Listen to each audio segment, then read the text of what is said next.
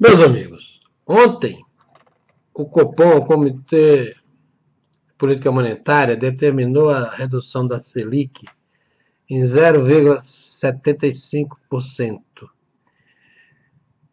Obviamente que isso é uma grande notícia, é uma ótima notícia. Mas a gente tem que dizer que a política monetária que está em curso é uma política errada, é uma política covarde. É uma política que tem servido basicamente para transferir riqueza de quem paga impostos para o setor rentista.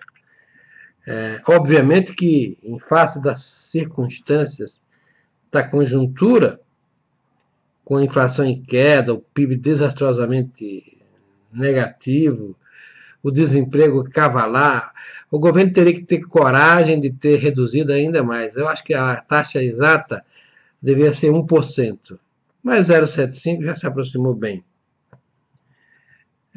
Muitos analistas já estão convencidos de que a crise econômica ela tem vários fatores, um deles é o desmonte da indústria de construção civil pesada pela Lava Jato, é uma paralisia temporária, toda a cadeia produtiva em torno da Petrobras, que praticamente paralisou também, mas tem um terceiro componente que me parece maior que esses dois, que é o empossamento de crédito por parte dos bancos.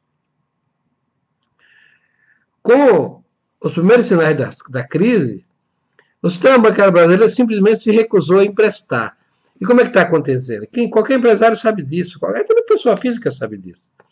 2 anos atrás, se você é uma empresa que devia 1.000, de lá para cá provavelmente se reduziu esse valor pelo menos a metade. O sistema bancário tem impedido a rolagem das dívidas pelo valor de face e tem exigido pagamentos, se não pela totalidade, parcialmente, além dos custos inerentes vinculados.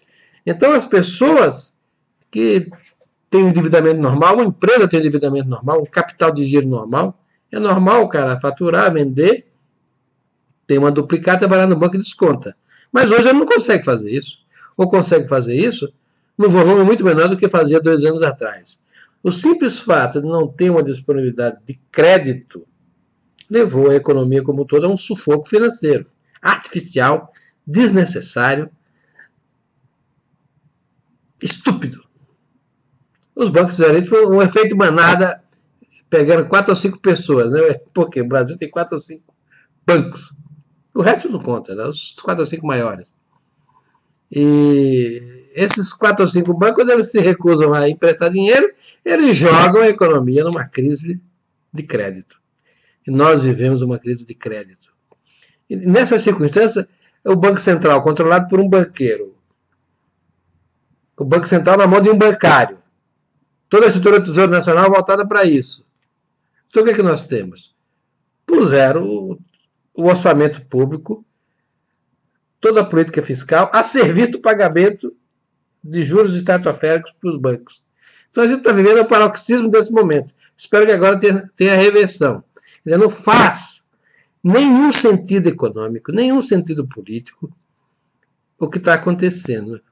A taxa de juros no Brasil não precisaria ser muito diferente da taxa de juros internacional. A taxa de juros que tem nos Estados Unidos, a taxa de juros que tem na Alemanha, a taxa de juros que tem na China, a taxa de juros que tem no Japão. Não precisaria. Mas aqui a coisa foi de tal forma construída que se criou essa coisa. E viu o argumento dizer, mas o governo toma dinheiro demais e precisa tomar. Mas o governo é monopsonista. Ele tem, teórica e praticamente, o poder de determinar o custo da remuneração dos seus títulos. Não precisaria pagar várias vezes o valor que se paga no mercado internacional. É isso que está sendo feito. E levaram isso às últimas consequências, de tal forma que a gente está vivendo uma das recessões mais brutais da nossa história, com o desemprego caído, estou falando aí de 12 milhões de pessoas. Isso é uma coisa criminosa. Não tem motivo. Eu acho que, finalmente, o governo do Michel Temer, temeroso, se deu conta disso. Mesmo o banqueiro ministro e o bancário presidente do Banco Central tiveram que cortar na carne, cortar a rentabilidade dos bancos. Imagine só vocês que o estoque da dívida pública, eu estava vendo aqui as contas do Banco Central, o estoque da dívida pública está em torno de 3 trilhões e 300, 3 trilhões no mês de preço de novembro. Quanto é 0,75 dessa brincadeira? É uma montanha de dinheiro. Calculei aqui uns 25 bilhões. Foi isso que os banqueiros perderam de 8 para 8, só com essa redução da Selic. Os banqueiros e os rentistas, os seus associados. Isso, obviamente, cria uma facilidade orçamentária extraordinária. E essa taxa de juros que hoje está em 13, poderia estar em 9. Acho que a taxa hoje, para ser razoável com a necessidade do Brasil estar alinhado com o mercado internacional, podia ser de 8, 9, tranquilamente, sem absoluto. A única coisa que mexeria seria na rentabilidade dos rentistas. Mais nada. Não aconteceria nada. Não tem papo de inflação, não tem fuga de capitais, não tem piroca nenhuma.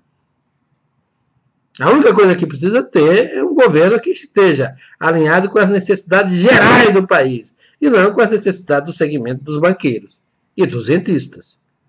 Quer dizer, nós estamos chegando num momento em que, por bem ou por mal, esse alinhamento vai ter que acontecer. Não faz sentido a gente chegar em março, abril, com a taxa de juros acima de 10%. Não faz. Então, acredito eu que as próximas reuniões do Copom vão manter essa toada aí, cair de pelo menos meio, 0,75, para poder aliviar a barra aí da economia. Não faz sentido condenar milhões de pessoas ao desespero do desemprego, quando poderia ser o contrário. O sistema bancário tem que estar a serviço do país, não o contrário. Hoje o país está a serviço do sistema bancário? O país está de joelhos para pagar a dívida pública? Isso não faz o menor sentido. Isso é uma coisa criminosa. Em lugar nenhum do mundo isso acontece. Só nessa terra da jabuticaba. Então, meus amigos, eu acho que o governo Temer tem acertado em algumas coisas e acertou nisso também. Mas não fez por gosto, não fez por convicção. Fez por necessidade. Antes seja. Melhor que seja assim. Nós estamos na iminência de ter uma explosão social, tamanha crise que está aí. A gente vê aí o desespero das pessoas sem emprego. Pai de família, mãe de família, jovens que chegam ao mercado de trabalho e não tem lugar para eles. É uma coisa de lascar. Isso se reflete, inclusive, em toda a cadeia, né?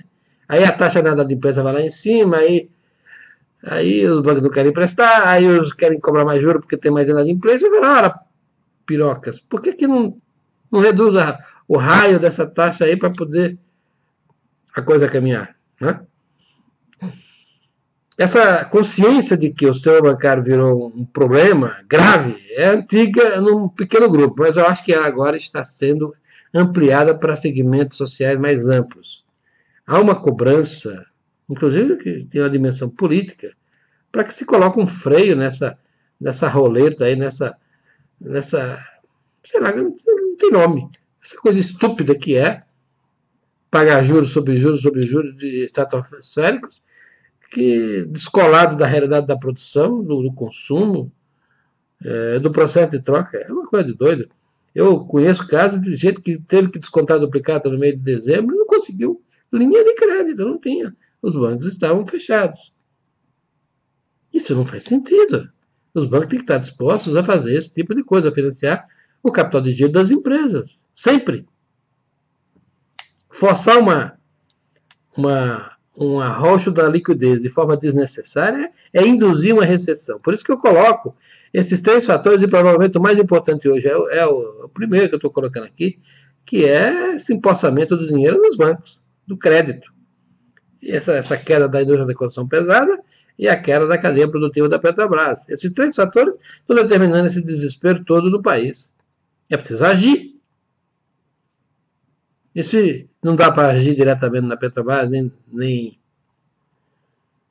no outro fator que eu disse, né?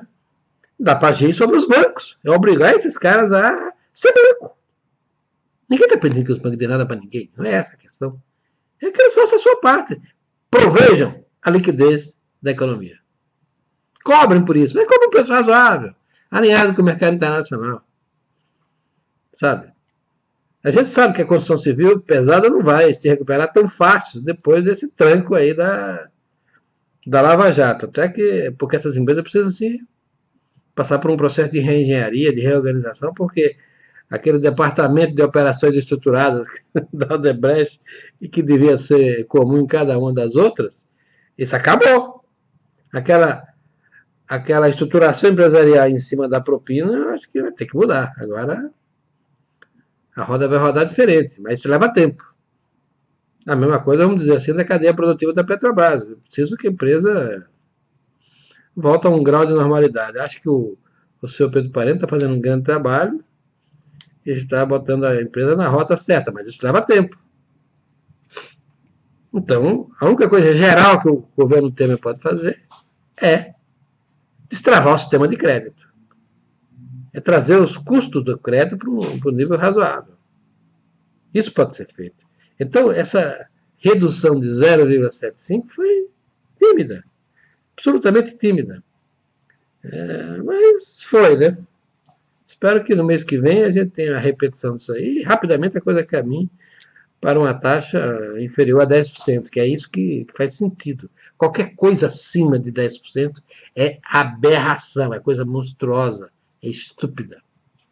Não precisa, não é necessário para coisa nenhuma, nem para combater a inflação, nada. A única coisa que serve uma taxa de juros exorbitante dessa é para aumentar a participação dos bancos e dos rentistas no orçamento público federal.